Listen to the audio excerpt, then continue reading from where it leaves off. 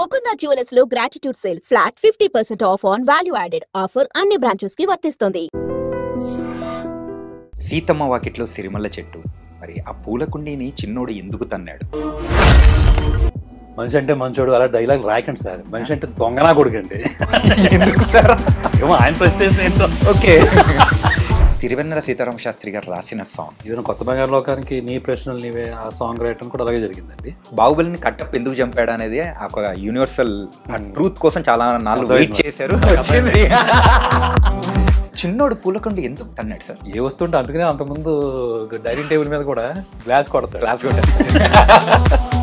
యాక్చువల్గా అండి కొత్త బంగారు లోకం తర్వాత ఈ సినిమా అని అనుకోలేదండి. కానీ తర్వాత సంక్రాంతికి ఇంటికి వెళ్తున్నాను, కరెక్ట్గా దుర్గగుడి దాడుతున్నాను. అప్పుడు మార్తాండికి వెంకటేష్ గారి నుంచి ఫోన్ వచ్చింది, నాగార్జున గారికి ఏదైనా కథ ఉందా అని. వచ్చి నాగార్జున గారిని కలిస్తే కరెక్ట్గా 3వ రోజుకి మళ్ళీ ఇదే మార్తాండి వెంకటేష్ గారు సురేష్ బాబు గారు పిలుస్తున్నారు, ఒకసారి వెంకటేష్ గారు సినిమా అని అంటున్నారు అని అన్నారండి. వెంటనే దిల్రాజు గారు కంట్రీ క్లబ్ ఏదో ఉంటుంది సార్ సికింద్రాబాద్ దగ్గర, అక్కడి నుంచి కాల్ వచ్చిందండి, ఒకసారి డ్రా అని చెప్పి. అంటే మరి నేను ఆయనకి చెప్పలే ఏంటి కొత్త బంగారు లోకం అనేది. సో మీ లైఫ్ లోంచి వచ్చిన మూమెంట్స్ అనుకోవచ్చా? సో ఇది మేబీ ఎంటెక్ చదువుతున్నప్పుడు రీసెర్చ్ చేసిన అలవాటుకి దీంట్లో కూడా వచ్చినట్టు. ఓకే. సో ఒక్కసారి 28 టచ్ అవుతున్నప్పుడు ఇంకా 2 సంవత్సరాలు 30 అవుతుందంటే ఏది చేసినప్పుడు చేయాలరా. ఆ ఫోబియా అనేది అబ్బాయిలకు మెయిన్ గా ఉంటుంది. అదే అమ్మాయిలకైతే అది సంబంధం లేదు. సార్ ఆ మూడంకి పడిందంటే ఏదో తెలియదు. షూటింగ్ కి అవుట్డోర్ వెళ్ళేటప్పుడు ట్రైన్ టికెట్స్ క్యాట్లకి వెళ్ళినప్పుడు సార్ ఏజ్ అంటే 28 అండి. ఎప్పుడు 28. ఫస్ట్ మీరు డైరెక్టర్ గా కంటే యాక్టర్ గా మా అందరికి పరిచయం అయ్యారు. బొమ్మరిల్లి సినిమాలో చిన్న రోల్ తో కనిపించారు. ప్రకాష్ రాజ్ గారు వచ్చినప్పుడు మా భాస్కర్ గారు ఏదో అడిగారు, కొంచెం డై వేసుకోండి అని నాకు ఏదో చెప్పారు. అక్కడ మళ్ళీ కొత్తగా చేంజ్ చేసి చెప్తే నచ్చలేనట్టుంది. దానికోసం కొంచెం గట్టిగా అరిచారు. అరిచి ఒక 1 అవర్ టైం ఇవ్వండి అని వెళ్ళిపోయారు. ఇలా ఇటు జంప్. అప్పుడు దిల్రాజు గారు పిలిచి ఇడికి వేసేయండి అంటే అప్పుడు నేను గుండె చేయించుకుని వచ్చాను. సార్ బాగోదు సార్. ఎవరన్నా వచ్చి మీకు ప్రపోజ్ చేశారా అలా? ఈ ఆటోబయోగ్రఫీలో రాద్దాం తర్వాత.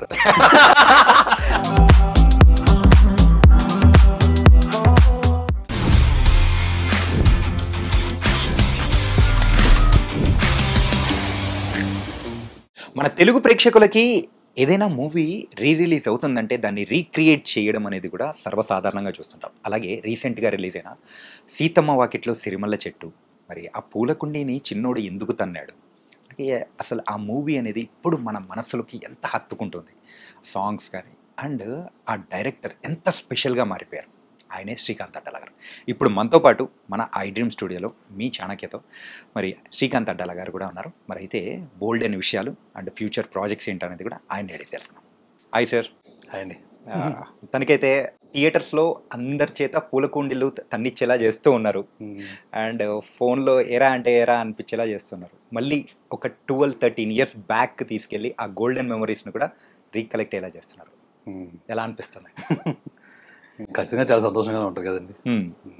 ఎందుకంటే ఎప్పుడు కూడా మనం చేసింది ఒకటి కొన్ని సంవత్సరాల తర్వాత మన జీవితంలో చాలా అలాగే మెమరీల కింద ఉండిపోతాయి. అచీవ్మెంట్స్ ఏమో ఇంకా బాగా గుర్తుండిపోతాయి. అది మళ్ళీ రిపీట్ అవుతుంటే ఇంకా అసలు ఆనందం వేరేగా ఉంటుంది కదా. సో చాలా బాగా అనిపిస్తుంది.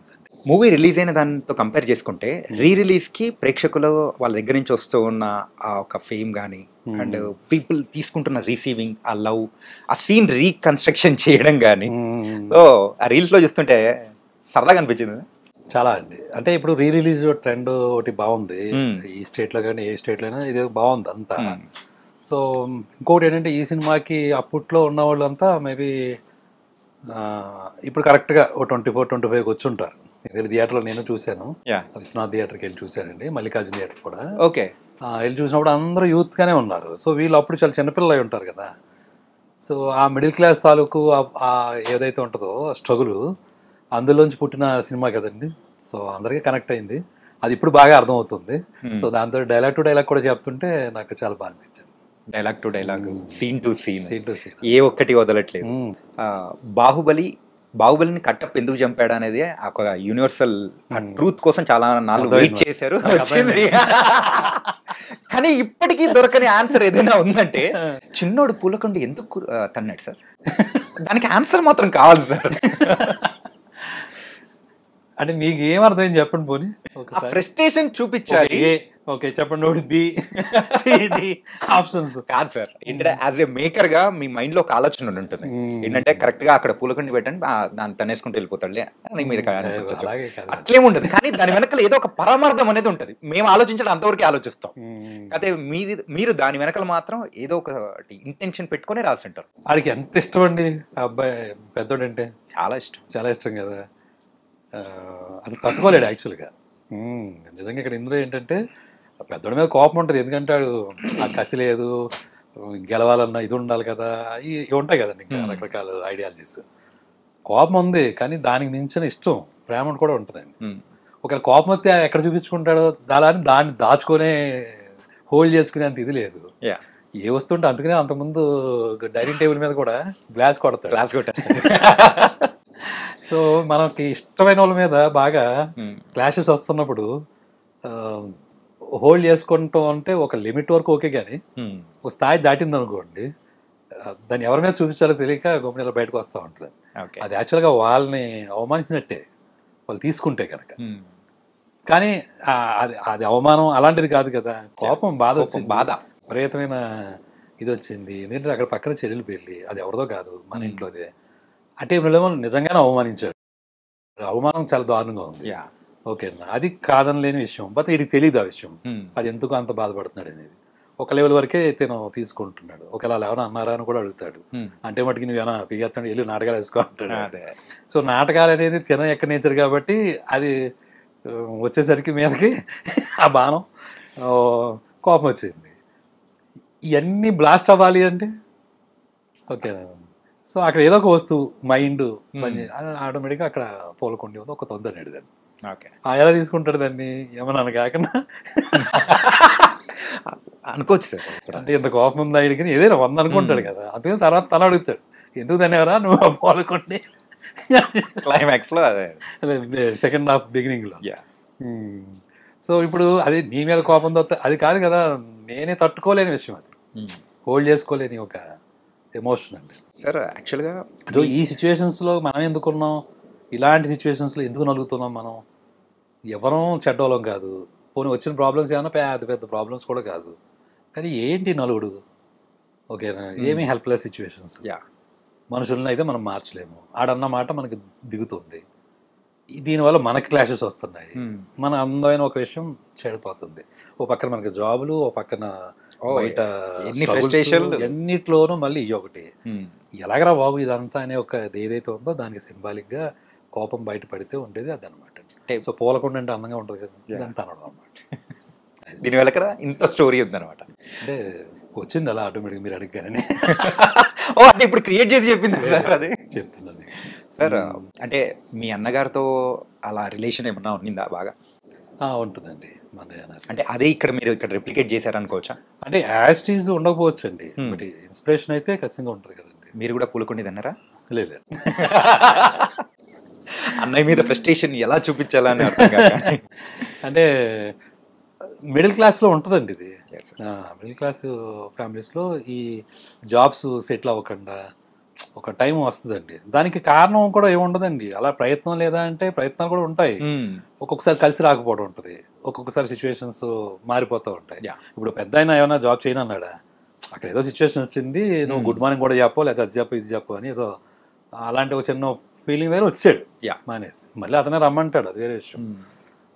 కాకపోతే ఏమవుతుందంటే ఆ తాత్కాలికమైన ఆవేశాల దగ్గర మనకి విషయాలు డిలే అవుతున్నప్పుడు అక్కడతో అక్కడ కొంచెం ఫ్రస్ట్రేషన్స్లోకి వెళ్ళే అవకాశాలు ఉంటాయి.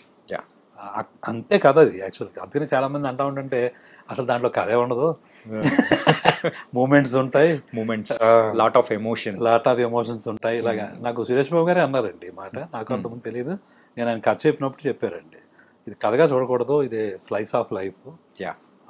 ఆ మూమెంట్స్ నువ్వు అన్నీ పట్టుకొచ్చి అక్కడ పెడితే దీనికి మళ్ళీ సొల్యూషన్ కూడా ఉండదు, ఆ ప్రాక్టీస్ అనే ఒక పాయింట్లో వెళ్ళిపోద్ది అది. సో ఆ ఎండింగ్ కూడా మనం ఇవ్వలేము, బట్ ఫీలింగ్ అది గట్టిగా తగులుతుంది.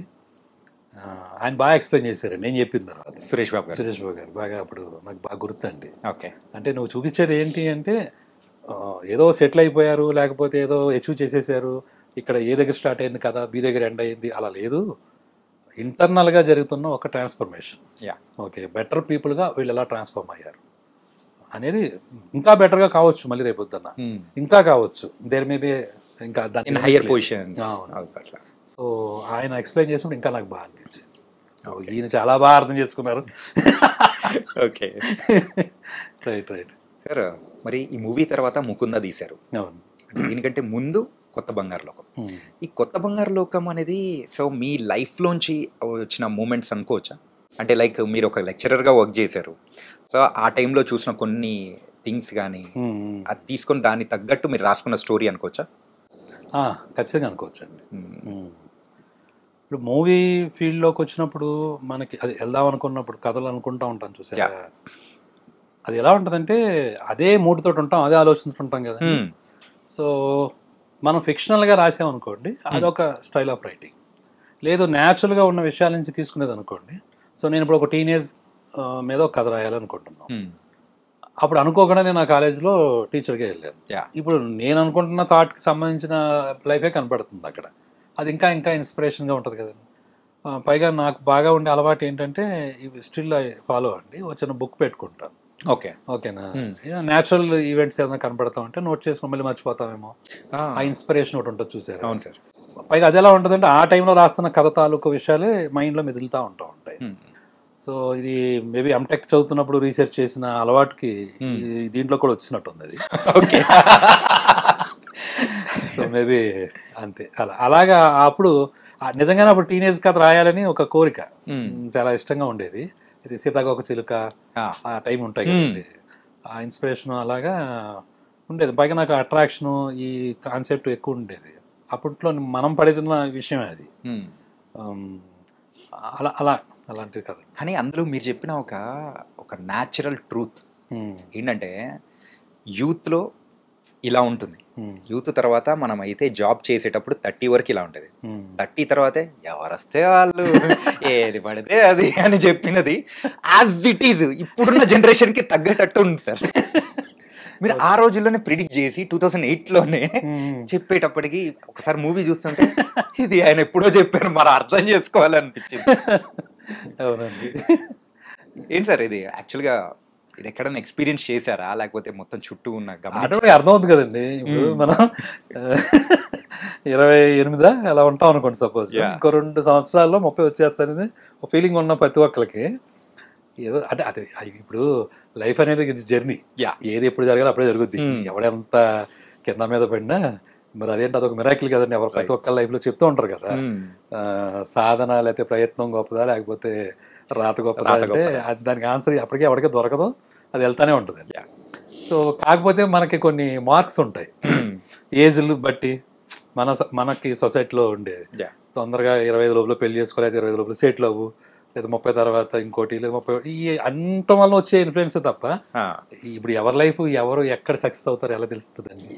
అయితే ఈ పాయింట్ దగ్గర కామెడీలు వస్తూ ఉంటాయి ఈ చిన్న చిన్న విషయాల వల్ల. సో ఒక్కసారి 28 టచ్ అవుతున్నప్పుడు ఇంకో 2 సంవత్సరాలు 30 వస్తుందంటే ఏ చేసినప్పుడు చేయాలరా, ఆ ఫోబియా అనేది అబ్బాయిలకు మెయిన్ గా ఉంటుంది. అమ్మాయిలకైతే సంబంధం లేదు. ఆ మూడంకి పడిందంటే ఏదో తెలియదు, లోపల నుంచి ఒకటి కొట్టేసుకుంటూ ఉంటాడు, ఇంట్లో వాళ్ళు ఏం అనకపోయినా కానీ అంటారు అన్నది ఒక ఫీలింగ్. ప్రొడక్షన్ మేనేజర్స్ ఎప్పుడైనా షూటింగ్ కి అవుట్డోర్ వెళ్ళేటప్పుడు ట్రైన్ టికెట్స్ కి అట్లకి వెళ్ళినప్పుడు సార్ ఏజ్ అంటే 28 అండి, ఎప్పుడు 28.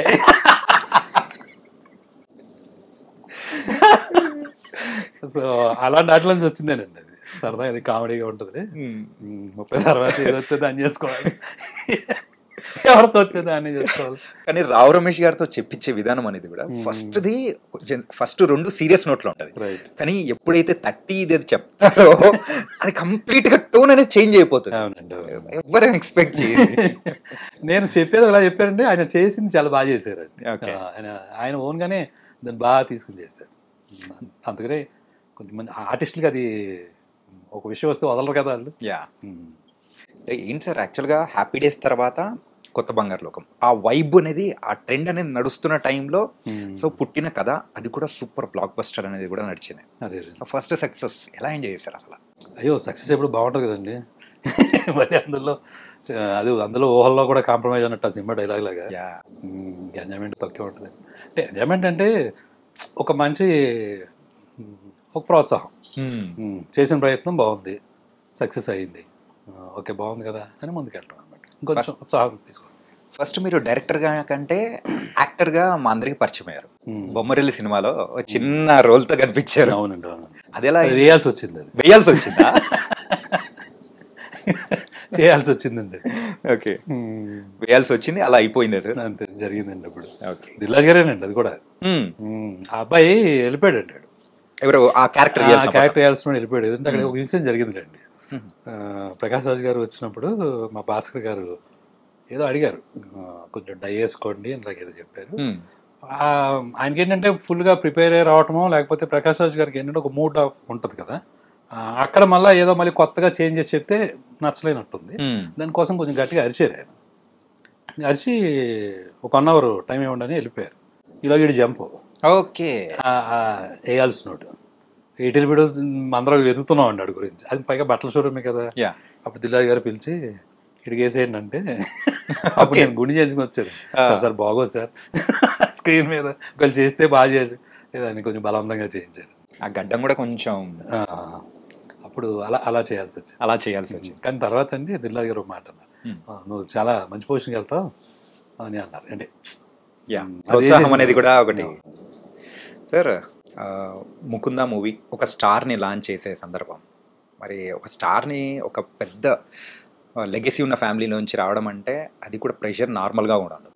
ముందు 2 హిట్స్ ఉన్నా కానీ మరి 3rd మూవీ వచ్చేటప్పటికి లాంచ్ చేసే టైంలో మీరు తీసుకున్న ఆ ప్రెషర్ గారు కానీ ఎట్లుంది సార్? అసలు ఎట్లా హ్యాండిల్ చేశారు అసలు? అంటే అది పెద్దగా అంటే మీరు అన్నట్టుగా నాకేమనిపించలేదండి. కథ మెయిన్ కదా, కథను బేస్ చేసుకుని అది సీతమాటలో జరుగుతుంది. కానీ ఆ అబ్బాయి ఫోటో మా అసిస్టెంట్ డైరెక్టర్లో కిషోర్ లేకపోతే ఎవరో చూపించారండి, సతీష్ వరుణ్ గారిది. ఇలాగ ఈ అబ్బాయిని కూడా లాంచ్ చేస్తారంటండి. నా దగ్గర ఉన్న కథ ఇలాగ ఆల్రెడీ తెలుసండి. అది యాక్చువల్గా గొల్లబామ టైటిల్ అండి. ఏం సార్? గొల్లబామ. ఓకే. అయితే అది ఏదో అలాంటి టైటిల్ పెట్టకూడదని అక్కడ ఏదో ఇష్యూ ఓకే నడుస్తుందని చెప్పారండి. సో దానివల్ల ముకుందాన్ని మార్చాల్సి వచ్చింది. ఓకే. సో ఆ టైటిల్ తోటి ఉన్న కథ మీ దగ్గర ఉంది కదండి, అందులో కుర్రాడు కొత్తోడే కావాలంటున్నారు కదా, ఈ అబ్బాయి బాగుంటాడని మా వాళ్ళు చూపించారు. అప్పుడు కొంచెం బొద్దుగా ఉన్నాడు అబ్బాయి, వరుణ్ తేజ్. ఓకే. ఆ నెక్స్ట్ డే నేను వాళ్ళ ఇంటికి వెళ్ళి అడిగి వచ్చేసాను. అప్పుడు ఇంకా సీతమాటలో షూటింగ్ కూడా అవ్వలేదు. ఓకే, కంటిన్యూ అవుతూ ఉండింది. మధ్యలోనే నేను డైరెక్ట్గా నాగబాబు గారికి చేసి వాళ్ళ ఇంటికి వెళ్ళి ఇలాగ నెక్స్ట్ సినిమా ఈ అబ్బాయితో అనుకుంటున్నానండి, మీకు ఒక ఇంట్రొడ్యూస్ చేసి ఉద్దేశం ఉంటే నేను చేస్తానండి అని చెప్పి అడిగాను. ఓకే. కానీ దానికి మ్యూజికల్ వైజ్ కానీ అండ్ దాని స్టోరీ వైజ్ కానీ ఒక డిఫరెంట్ అప్లాజ్ అనేది కూడా చాలా వరకు వచ్చింది. అదే సక్సెస్ఫుల్ అయింది. ఈ సక్సెస్ అన్ని చూస్తున్న సందర్భంలో ఒక డౌన్ఫాల్, అంటే ఇండస్ట్రీలో డౌన్ఫాల్ అనేటప్పటికీ ఒక మూవీ ఒక ఫ్లాప్ అనేది కూడా. మరి బ్రహ్మోత్సవం మూవీ టైంలో అంత ఫ్యామిలీని అందరినీ తీసుకున్నారు, ఒక డిఫరెంట్ స్టోరీ టైప్లో తీసుకున్నారు, కానీ ఎక్కడ మిస్ అయింది అనుకున్నారు సార్? ఖచ్చితంగా స్క్రిప్టేనండి. ఒక సినిమా తేడా వచ్చిందంటే దాని అర్థం ఏముండదండి. మన స్క్రిప్టులో మనం ఏదో నమ్ముతాం, అది బాగానే ఉంటుంది కదా అనుకుంటాం. మేబీ ఆ టైంలో అంత గ్రిప్గా ఆలోచన లేకపోవటం అవ్వచ్చు. మిస్టేక్స్కి మనం కారణాలు ఎత్తుక్కుంటూ వెళ్తే చాలా ఉంటాయండి, అది అనవసరం కూడా. అండ్ దాని తర్వాత నారప్ప, మరి మరొకసారి వెంకటేష్ గారితో అప్పటి వరకు చూసిన ఒక సాఫ్ట్ కార్నర్లో ఉన్న శ్రీకాంత్ అడ్డాల గారు ఒక్కసారిగా వైలెంట్గా, అది మరీ వైలెంట్గా మారిపోవడానికి రీజన్ ఏంటి సార్? అందరూ నిజంగా షాక్ అయిపోయారు. ఏంటి చాలా 1కి 2 సార్లు ఈవెన్ గూగుల్లో చెక్ చేసినా ఉండే ఉంటారు అనిపిస్తుంది. ఎందుకంటే నిజంగా శ్రీకాంత్ అడ్డాల గారేనా అని ఒకసారి క్రాస్ చెక్ చేసుకున్న సందర్భాలు ఏంటి సార్? సడన్ చేంజ్ ఏం కాదండి, అదే నాకు మామూలుగా ఏంటంటే అన్ని కథలు చేయాలని ఉంటుందండి. ఓకే. ఇప్పుడు నేను చాలా ఇంట్రెస్ట్లో అంటూ ఉంటాను, బట్ మనకు అవకాశం లేకపోతే సిచ్యువేషన్ రావాలి కదా. ఈ కథ ఆ కథ అని ఏముండదండి. సో జానర్ని మనం అది కన్వెన్షన్స్ని మనం అడాప్ట్ చేసుకోవటం, దానికి తగ్గట్టుగా మనం ప్రిపేర్ అవ్వటం, మన టెక్నీషియన్స్ తోటి చేయించుకోవటం. ఓకే, ఇది మెయిన్ బేసిక్గా. కాదు నువ్వు ఇలాంటి సినిమాలే తీస్తే ఇలాంటి సినిమాలని ఆదరిస్తారు, లేకపోతే ఇలాంటి నీకు ఇష్టపడతారు అంటే అది మనం బ్రేక్ చేసేగలిగితే బ్రేక్ చేయొచ్చు అండి. ఓకే. మన it is up to us. మనకుండే గట్స్, మనకుండే ఆలోచన విధానం, మనకు కలిసి వచ్చే విషయాలు. కాబట్టి అప్పుడు అసురన్ మూవీ చూసినప్పుడు అది కూడా మళ్ళీ సేమ్. తర్వాత కూచిపూడి వారి వీధి అని ఒక సబ్జెక్ట్ ఉందండి నా దగ్గర. ఓకే. కూచిపూడి వారి వీధిలో అని, అది మళ్ళీ ఫ్యామిలీ మూవీ. టోటల్గా కజిన్స్ గురించిన ఒక సబ్జెక్ట్ అది. యాక్చువల్గా దాన్ని ఏం చేసుకుంటూ ఉన్నాను వర్క్ ఇమీడియట్గా. తర్వాత సెట్ బ్యాక్ వచ్చింది. మళ్ళీ అన్నయ్య అని ఇంకొక కథ ఉందండి, అది కూడా చాలా పెద్ద కథ. అది గీతార్ట్స్లో చెప్పి, అంటే అదే కొంచెం పెద్ద సెటప్ కదా, ఇలాగా ఇంకో కథ చేసేసి అది చేద్దామని చాలా డిస్కషన్స్ ఉంటాయండి. సరే అని చెప్పి ఏది ముందు ఏది తర్వాత అని అనుకుంటూ ఉంటాం. సో ఆ కోవలో 2-3 సబ్జెక్టులు పనిచేస్తున్నప్పుడు కరెక్ట్గా మళ్ళీ సేమ్ తనే కిషోర్ అని నా దగ్గర అసోసియేట్ ఉంటాడు. తను అసురన్ సినిమా చూసి నాకు చెప్పాడు, ఇలాగ వెంకటేష్ గారు చేద్దాం అనుకుంటున్నారంటే రీమేక్ చేద్దాం అనుకుంటున్నారు, నువ్వు ఒకసారి చూడా సినిమా అన్నారు. ఓకే. సో నేను చూశాను అప్పుడు అసురన్. చాలా బాగుందండి, అసలు మామూలు కాదు కదా అమ్మ. అప్పుడు వెంటనే నేను ఇంకా 2వ నిమిషం ఆలోచించకుండానే చేస్తానండి సురేష్ బాబు గారు. సరే ఇలా అనుకుంటున్నారంట కదా, ఒకవేళ అలాంటిది ఏదైనా ఉంటే ఒకసారి నాకు చాలా బాగా చేయాలనిపించిందండి అది అంటే. అప్పుడు నేను వెళ్ళి కలిశాను అనమాట. కలిసిన తర్వాత ఆ కథ గురించి డిస్కషన్ వచ్చింది, ఏంటి ఎలా. సో అందులో కూడా మీకు తెలియకుండా అది జోనర్ వచ్చి యాక్షన్ ఉంటుంది కానీ it's a family movie. Family, అవును సార్, ఫ్యామిలీ కోసం. ఫ్యామిలీ అంటే ఫ్యామిలీ ఎమోషన్స్. ఓకేనండి. అంటే ఎంత సప్రెస్డ్గా తొక్కేస్తున్నా కానీ అసలు మామూలుగా జీవితాల్లో అయితే బెటర్ లైఫ్ గురించి మాట్లాడుతున్నాం. ముందు మన సితమాయిట్లో కూడా బెటర్గా మారారు, ట్రాన్స్ఫర్మేషన్ అని చెప్తున్నాం. ఆ అవకాశం కూడా లేదు పాపం వాళ్ళకి. మేబీ బై ద సిచ్యువేషన్స్, వాళ్ళు ఉండే కమ్యూనిటీ లేకపోతే వాళ్ళు ఉండే పరిస్థితులు బట్టి ఆ బెటర్ లైఫ్ గురించి కూడా ఆలోచించలేని ఒక ఫాదర్ పాపం ఆయన కుటుంబాన్ని ఆ లెవెల్కి తీసుకెళ్లాల్సిన అదృష్టం కానీ అవకాశం కానీ ఎలాంటి ఇది లేదు వాళ్ళకి. లేదు. బట్ అది కూడా దక్కనివ్వకుండా తొక్కేస్తుంటే, పిల్లలను దూరం చేస్తుంటే వాళ్ళ నుంచి వచ్చే ఒక ఎమోషన్ ఉంటుంది చూసారా, అది నాకు బాగా కనెక్ట్ అయింది. ఇది డీల్ చేస్తే చాలా బాగుంటుంది అనిపించింది అంతే అలా. సో మెయిన్ ఎమోషన్గానే కనెక్ట్ అవటమేనండి. మీరు దానికి కనెక్ట్ అయిపోయి అది చాలా పెద్ద ఎమోషన్ కదండి. సో ఏది చూసినా మీరు కావలిస్తే ఆ లైఫ్ని ఇక్కడి నుంచి ఇంకో చోటకి మార్చుకోవాలి, లేకపోతే ఈ స్థాయి నుంచి ఇంకొక బెటర్ స్థాయికి వెళ్ళాలి అని ప్రతి ఒక్కరి ప్రయత్నం దగ్గర ఉండే స్ట్రగుల్ ఉంటుంది చూసారా, అది ఎప్పుడు ఏ జోనర్లో ఉన్నా అది చాలా గొప్ప కథ అవుతుంది. తమిళ్లో అసురన్ చూసినప్పుడు యూజువల్గా అది తెలుగులోకి వస్తుంది, అది ఎవరు చేస్తారు అనుకున్నప్పుడు వెంకటేష్ గారు చేస్తున్నారు అనేటప్పటికీ చేయగలుగుతారన్న నమ్మకం అనేది కూడా వచ్చేసింది. ఎందుకంటే ఈజ్ ఎ కంప్లీట్ యాక్టర్ ఆ టైప్. ఈవెన్ కొన్ని సీన్స్ అయితే ఈవెన్ తమిళ్ మూవీస్లో చూస్తే ఒక స్టార్ కొన్ని అంటే అక్కడైతే సర్వసాధారణం, కానీ ఇక్కడికి వచ్చేటప్పటికి ఫ్యాన్స్ వాళ్ళు ఇట్లా చేయకూడదు ఇలాంటివన్నీ అనేది ఏం లేకుండా క్యారెక్టర్స్ కూడా చేపించారు, అంటే సీన్స్ కూడా చేపించారు. వెంకటేష్ గారు అవన్నీ తీసుకోరండి, ఆయన బాగా డెడికేటెడ్ గానే ఉంటారు. ఏది అవసరం అది ఖచ్చితంగా దానికోసం ఎంతైనా చేస్తారు. ఆ టైం ఆ ఇంటర్వ్యూస్లో కూడా చెప్పిన గుర్తుండి నాకు. ఆ ఇసుకలో కూడా పాపం ఆ ఎండ్లో కూడా అలా అంతేనండి, అలా చెయ్యాలి. మరి అలా చేయకపోతే ఊరినే గొప్పలైపోతారా? కానీ మీరు ఇప్పుడు అంటే మీరు చేసిన వాళ్ళ డెడికేషన్స్ అవి ఉంటాయి కాబట్టేనండి. సో బికాస్ వాళ్ళు ప్రేమిస్తారు, దీన్ని ఎలాగైనా కసిగా చేయాలి, బాగా చేయాలి అని. మీరు 6 మూవీస్ చేస్తే ఈ 6 మూవీస్లో రిపీట్ అయిన హీరో ఎవరైనా ఉన్నారంటే అది వెంకటేష్ గారు మాత్రమే. అవునండి, అవును. సో మీకు అంత ఇష్టమా సార్ వెంకటేష్ గారు అంటే? ఇష్టం అంటే ఏదో అలా కలిసిందండి.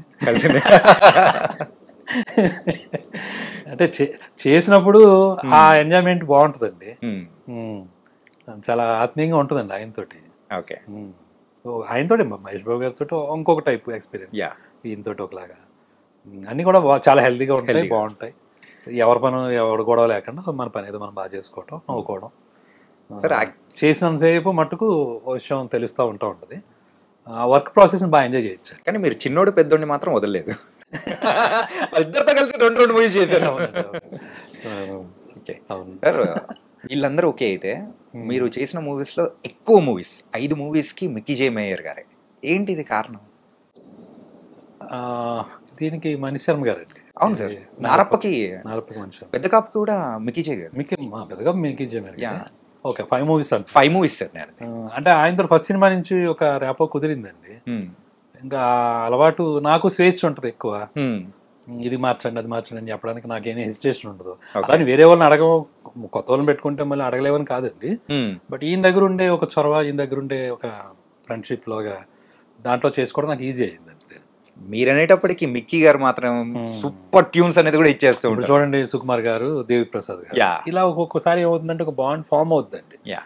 దాన్ని మనం కంటిన్యూ చేయొచ్చు, లేదా మనం బ్రేక్ చేసుకుని కొత్త ప్రయోగం కూడా చేసుకోవచ్చు అండి. పెద్ద దానికి ఏమి ఇదేం ఉండదు, ఇలాగే చేయాలని లేదు. బట్ ఎందుకు అది కొన్నిసార్లు ఏమవుతుందంటే ఆ వైబ్ కొనసాగుతూ ఉంటుంది, మనకి బాగానే ఉంది కదా, మంచిగా జరుగుతుంది కదా అనేది ఒక పాయింట్ అనమాట. అలాగే చోటా గారు, చోటా గారితో కూడా ఎక్కువ మూవీస్ చేశారు కదా. 2 చేశానండి, పెద్ద కాపు, కొత్త మంగళలోకం, పెద్ద కాపు. అవునండి. ఏంటి సార్ అది రీజన్ ఏంటి సార్? Same bonding. అది నాకు ఆయనతో ఏంటంటేనండి, మన కొత్త బంగాళాలోకం గుర్తుందండి నాకు. వాళ్ళందరూ బాగా చిన్న పిల్లలండి, అదే 16 ఏళ్ళు ఆ టైం కదండి. సో హీరో కూడా హ్యాపీడేస్ చేశాడు అంతే. అండ్ మేము మళ్ళీ కొత్త వాళ్ళం, నేను ఫస్ట్ టైం డైరెక్షన్. సో ఒక ఎక్స్పీరియన్స్ ఉంటే ఆయన ఈవెన్ చోటగారిది ఎలా ఉంటుందంటే ఆయన మొత్తం భుజం మీద వేసి వెళ్ళిపోతూ ఉంటాడు. మొత్తం అవన్నీ ప్రొడక్షన్ మేనేజర్లు ఆలోచించి కూడా ఈయన ఆలోచించి ముందు రేపొద్దున ఏంటి, చాలా వరకు ఆయన ప్రొడ్యూసర్ సైడ్ అండి. ఆయన అసలు ఎట్టి పరిస్థితుల్లో ప్రొడ్యూసర్ సైడే ఉంటాడు ఆయన. దాని అర్థం ఏంటంటే మనల్ని కూడా కలుపుకుని, ఈవెన్ అందరినీ కలుపుకుని ఆయన పాయింట్ ఆఫ్ వ్యూలో ఏంటి ఎలా చేయాలి ఏంటి అనే దగ్గర చాలా అడ్డం పడతాడండి గట్టిగా. సో నాకు మళ్ళా ఈ అబ్బాయి కూడా కొత్త అబ్బాయి, అలాగే టీంలో కూడా చాలా మందిని కొత్త వాళ్ళని తీసుకున్నారండి అప్పుడు ఈ పెద్ద కాంపిటీషన్లో కూడా. సరే ఒక సైడ్ మనం ఫ్రీగా ఆలోచించుకుంటూ ఉండాలి, ఇదంతానేమో వేరేగా ఉంది. సో బెటర్ అప్పుడు కొత్త బంగాళాలోకంలాగే కొంచెం ఆలోచన వచ్చి మీరే చేయండి సార్ అని చెప్పేసి అప్పుడు అలా. మరి పెద్ద కాపు ఏంటి సార్ అది? యాక్చువల్గా ఆ టైటిల్ పెట్టడం వల్లే సో ఆ నెగిటివ్ రిజల్ట్స్ అనేది కూడా వచ్చిందని అనుకోవచ్చా? ఏమండి, ఇప్పుడు సినిమా తేడా వచ్చింది అనుకోండి, అది ఇందాక చెప్పాను కదండి, ఒక మిస్టేక్ జరిగితే ఇంకా దాన్ని తవ్వుకుంటూ వెళ్తే అది ఎండ్లెస్ అది. అందుకని ఆయన అక్కడ వదిలేసి మరి నెక్స్ట్ ఏంటి అనేది దానికి వెళ్ళిపోవడం చాలా గొప్ప విషయం అన్నమాట. అయితే పెద్ద కాపు 2 ఎప్పుడు సార్? అది ఇంకొంచెం టైం తీసుకుంటానండి. ఓకే. బట్ ఇప్పుడు మటుకు నెక్స్ట్ ఇమీడియట్గా వేరే సబ్జెక్ట్ మీద ఉన్నా, అది ఆల్మోస్ట్ ఏప్రిల్కి అయిపోతుంది. కొంచెం టోటల్గా సబ్జెక్ట్ చేసుకున్న మూడ్లో ఉన్నాను కాబట్టి. ఇది కొత్త సబ్జెక్ట్? కొత్త సబ్జెక్ట్ అండి, అది కూచిపూడి వారి ఇదని ఒకటి చేస్తున్నాను, ఒక్కటి కూడా సైమల్టేనియస్గా చేసుకుంటా ఉన్నాను. సో ఏప్రిల్కి కంప్లీట్ చేసుకుంటాం, ఆ తర్వాత ఎవరు ఏంటి ఎలాంటి ప్రయత్నం అనేది మొదలు పెడతాం. యాక్చువల్గా ఆ మూవీలో పర్టికులర్గా ఒక సీన్ మాత్రం నిజంగా స్టార్టింగ్ ఇంట్రడక్షన్ జెండా పెట్టేసి, ఆ ఐడియా ఎక్కడి నుంచి వచ్చింది సార్? అసలు ఆధిపత్యం చెలాయించాలని చెప్పేసి అది పెడితే వచ్చే వైబ్ కానీ, 1982 ఆ వైబ్స్ తీసుకురావడం కానీ, అదే అంటే చాలా డెప్త్ ఉంటుంది సార్. ఓకే. అంటే యూజువల్గా మీ స్క్రిప్ట్స్ అన్ని కానీ చూస్తే ఆ ఎమోషన్స్ వైజ్ కానీ ఎవరన్నా అంటే పడిపోతున్నవాడు ఎందుకు పడుతున్నాడు, లెగాలనున్నా కానీ వాడు లేవలేకపోతూ ఉంటే వాడు ఒకసారి తిరగబడితే ఎలా ఉంటుంది అని చెప్పే ప్రతి ఒక్క థింగ్స్ కానీ అంటే మన లైఫ్లోంచి అంటే పడిపోయిన సందర్భం నుంచి తీసుకునే దానిలానే ఉంటాయి. ఇట్స్ వెరీ కామన్ అండి, అందరూ మనం చూసే విషయమే కాబట్టి యాజ్ ఎ క్రియేటర్గా ఆ ఎమోషన్ ఎలా వర్కౌట్ చేయాలనే పాయింట్ దగ్గర దాన్ని ఎంతవరకు ఎన్హాన్స్ చేయొచ్చు. సార్ ఏదండి ఆ డెన్సిటీ మీద మనం కాన్సన్ట్రేట్ చేయటం, దాన్ని ఎంత హైలైట్ చేయొచ్చు అనే పాయింట్ ఆఫ్ వ్యూ చేసే దగ్గర ఒక్కొక్క కథకు ఒకలాంటి సెటప్స్ వస్తూ ఉంటాయి. అవి హైలైట్ అయ్యి బాగున్నాయి అనుకోండి సూపర్, లేకపోతే బాబు నెక్స్ట్ దానికి వెళ్ళు అంటే పాతది మాత్రం క్యారీ చేయరు, సో ఫ్రెష్ గా నెక్స్ట్ గో విత్ ఫ్లో అనే టైప్ లో ఉంటుంది. ఎందుకంటే బరువులు అది బరువు అనుకుంటే బరువు రాసాం కదా, మళ్ళీ మనమే రాసి మళ్ళీ మనం పాటించకపోతే దానికి పర్ఫెక్ట్ నిర్వచనం శ్రీకాంత్ అడ్డాల గారు. ఓకే సార్, మీ మూవీస్ లో వన్ లైనర్లు భలే ఉంటాయి సార్. ఒక్కసారి ఇంకోసారి అదొకటి అయితే ఇంకోటి ఏకాడా అని, అండ్ రీసెంట్ గా వచ్చిన దీనిలో కూడా కొంచెం ఎమోషనల్ గా ఉంటది పెద్ద కాపులో కూడా, వాడికి ఎంత ఉంటే మనకి ఎంత ఉంటుంది అని చెప్పేసి అది కానీ అలా ప్రతి ఒక్క మూవీలో ఒకటి కామన్ గా పెట్టుకుంటారా సార్? ఎట్లా సార్ అది? అది ఏం ప్లాన్ గా ఏం జరగదండి, మేబీ ఆ ప్యాటర్న్ వస్తుందండి మరి తెలియకుండా. ఇప్పుడు ఇంటెల్ కార్పొరేషన్ చిప్ ఎప్పుడు ఒకలాగే ఉంటది కదా, మన చిప్ కూడా అలాగే ఉందేమో. ఇంకా దాని నుంచి సెల్ ఫోన్ లో దాని నుంచి కంప్యూటర్లు తయారవుతుంటాయి. సో బేసిక్ చిప్ అలా ఉన్నట్టు ఉంది, బిల్ట్ అలాగే ఉంది. ఓకే సార్, రేలంగి అనేది మీ ఊరా సార్? మా ఊరే. అంటే ఆ షూటింగ్ మొత్తం కంప్లీట్ గా ఆ ఊర్లోనే తీసారా? అంటే మా ఒరిజినల్ ఊరు ఒరిగేడండి, ఒరిగేడు అని ఒక ఊరు ఉంటుంది మా నాన్నగారాళ్ళది. నేను పుట్టింది పెరిగింది మటుకు రేలంగి. సో అక్కడ ఎస్విఎస్సి అనేది కంప్లీట్ గా మీ అంటే మీ స్టోరీని అనుకోవచ్చా? మీ స్టోరీ అంటే మీ లైఫ్ లో మిడిల్ క్లాస్ ఫ్యామిలీస్ కున్న స్టోరీ అండి. అది నా స్టోరీయే కాదు, అంటే నా దాంట్లో మాక్సిమం తీసుకునేదే ఉంటుంది. బట్ యాస్టీజ్ అలాగ గుద్దిందే కాదు. ఇప్పుడు నాలాంటి మిడిల్ క్లాస్ ఎవరైతే ఉంటారో వాళ్ళందరిదేనండి కథ. ఓ ఇద్దరు అన్నదమ్ములు, ఓ తల్లి తండ్రి, ఓ గ్రాండ్ మదరు, ఓ చెల్లి, ఇవన్నీ ఉంటాయి కదా. మీరు ఆ రోజులోనే ఏంటంటే చిన్నోడితో బామ్మను కొరికెత్తా అనేది ఇప్పుడు ఇంకా ఫేమస్ అయిపోతుంది. దాని నుంచి ఇన్స్పైర్ చేసుకున్నట్టు అనిపిస్తూ ఉంది. కొంచెం ఇంచుమించు బామ్మలతోటి అందరూ అలాగే ఉంటారు కదా ఎలా కోలాలు. వాళ్ళు కూడా అది ఇష్టం వాళ్ళకి, ఆ ముద్దు చేయటం అవన్నీ అండి. కానీ న్యాచురల్ మూమెంట్స్ అండి అన్నీ మన జీవితంలోనే ఉంటాయి. అలాగే మనం కూడా చూస్తాం బోలం చోట్ల. ఆ సిచ్యువేషన్స్లో ఏంటంటే ఆ సినిమాకి అది వర్కౌట్ అయ్యిద్దండి. అలాగా కొన్ని సినిమాలకి, కొన్ని కథలకి అవి వచ్చేస్తాయి ఆటోమేటిక్గా. ఏదో మ్యాగ్నెట్ అలా లాగేసినట్టు ఆ చిన్న చిన్న మూమెంట్స్, సింపుల్ మూమెంట్స్ అండి. సింపుల్ మూమెంట్స్ చాలా పవర్ఫుల్గా పేలిపోతూ ఉంటాయి. Coming to your family sir, so married, పిల్లలు సార్? ఒక పాప. ఒక పాప. ఓకే. మేడం ఏం చేస్తుంటారు? తను house wife. House wife. Love marriage, arrange marriage? రెండు కలిపి మిక్స్. సేమ్ ఊరేనా సార్? సేమ్, అంటే రిలేటివ్స్ అండి. ఓకే. అలా పెళ్ళి ఎప్పుడైనా కలిసినప్పుడు చూసినప్పుడు అలా ఏమన్నా? అంటే ఇంకా చెప్పాలంటే విజయవాడ ఫ్యామిలీ. ఓకే. చిన్నోడు యాజ్ ఇట్ ఈజ్. వాళ్ళు విజయవాడ అండి. Okay okay okay. కోపం అంతా ఇంకా అలా తీర్చుకున్నాం అనమాట. తీర్చేస్తున్నారా? అయితే మీరు కూడా హెటేస్ మరి కొట్టేశారు అనమాట. ఓకే. పాప ఇప్పుడు 8th క్లాస్ చదువుతుంది. 8th క్లాస్ చదువుతున్నారు. ఓకే. అండ్ మేడం గారి దగ్గర నుంచి ఏమైనా సలహాలు, సూచనలు మీకేమన్నా? అంటే పర్టికులర్గా ఏముండదు కానండి, తన కామన్ సెన్స్ చాలా బాగుంటుందండి. ఏదైనా ఎక్కువసేపు ఏమి చెప్పే విషయం ఉండదు. సింగిల్ లైన్లో మీరే అన్నట్టుగానే వన్ లైన్లు ఎక్కువ ఉంటాయి. ఇంకా అవి మనం తీసుకోవడమే, డీకోడ్ చేసుకుని బుక్ పెట్టుకొని ఆ బుక్లో రాసుకుంటూ ఉంటారు. ఓకే. అంటే విషయం వచ్చినప్పుడు ఏదైనా మరి ఎవరితో డిస్కస్ చేస్తాడు, మరి వాళ్ళతో చేయకపోతే అంతే కదా. సో అలాంటి టైంలో ఏంటంటే ఓ పెద్ద సొద చెప్పకుండా ఇంతే ఉంటుందేమో అని సింపుల్గా, ఒక్కొక్కసారి తీసుకోవడానికి కష్టంగా ఉన్న తీసుకోవాల్సి వస్తుంది. అంటే తీసుకోకపోతే కష్టం కదా సార్, తర్వాత మనకు ఫుడ్ ఉండదు. అంటే మరి మీరు అంటే వాళ్ళు చెప్పింది మనం తీసుకోకపోతే అట్లే ఉంటుంది కదా సార్. మరి ఆ కోవలో కాదు. ఆ కోవలోకి. ఓకే. భయం అయితే ఉందా సార్? భయాలు ఎందుకండి, ఎందుకు భయాలు? భార్య భర్త ప్రేమతో కూడుకున్న భయం సార్. అది ఇద్దరు రిలేషన్లో యూజువల్లీ ఉంటుంది కదా. అదే. ఓకే సార్, మీ దగ్గర నుంచి మన తెలుగు ప్రేక్షకులు ఎక్స్పెక్ట్ చేస్తుంది కూడా కంప్లీట్ ఒక ఫ్యామిలీ ఎమోషన్స్తో కూడుకున్న మూవీ కైండ్ ఆఫ్. మరి మీ దగ్గర నుంచి వచ్చే కూచిపూడి వారి వీధి, మరి ఆ మూవీ అలాగే ఉండబోతుందా? అదేనండి, చేస్తే అదే చేస్తానండి నెక్స్ట్ కూడా. ఓకే. కొంచెం కాన్సన్ట్రేషన్ దాని మీద పెడుతున్నాను. ఏదైనా ఏప్రిల్కి అయిపోద్దండి మొత్తం వర్క్ అంతా కంప్లీట్ చేసుకుంటాను, బైండ్ స్క్రిప్ట్ లాగా.